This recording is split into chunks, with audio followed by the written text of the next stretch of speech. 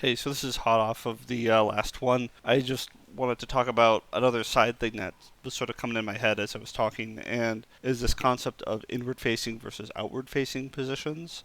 So at a company, I guess it's not necessarily hard to determine, but there's kind of this pattern of like these people who always ask you to do dumb things or have dumb problems, and you're just like, what the heck is your problem? Like, what's going on? It's always this kind of weird, like confusing sort of middle ground area. And really, what I think is happening is you're seeing someone with an inward facing job talk to someone with an outward facing job. So if you have an inward facing position, you're focused much more on doing the work or producing the thing that your company makes. You're the guy in the factory stamping out the sheet metal, if you will. Or what you're doing is you're supporting other people who are doing that kind of work to do their job.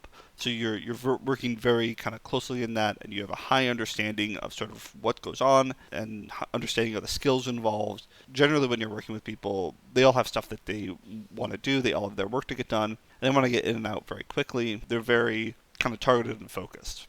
But then you also have these people that are outward facing. And what they're doing is they're supporting the communication outside of your team. And the best way that I can sort of explain what these people do is they're constantly answering the question, what do you even do here?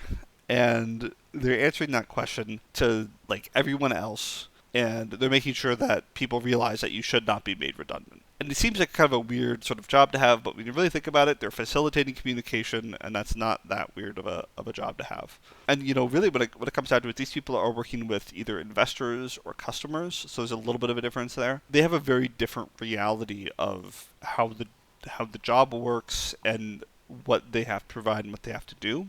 But I will put it this way: if you don't have someone who's running interference between the inside focus and the outside focus, it can be really painful to do that. But you're constantly switching how you're talking to people, and your priorities seem to be very mercurial, because if you're doing a inward facing thing, then it's an outward facing thing, and you're just kind of going back and forth, and you don't. It's like, what even matters anymore? It can be really difficult. So you definitely do want to have this concept of inward facing and outward facing positions. And I will say this: I do think that there's a little bit of a fractal sort of nature to this. Like sometimes my direct sort of lead, sometimes he's outward facing when he's talking to other people who are even more outward facing, but sometimes he's inward facing because he has that high level of skill, and he obviously can understand everything I'm doing, but he doesn't always understand what I'm doing. So it's this kind of this inward outward sort of thing that's kind of always going on. And I think when you find yourself frustrated and annoyed, it's better to be aware that what might be happening is just a mismatch between your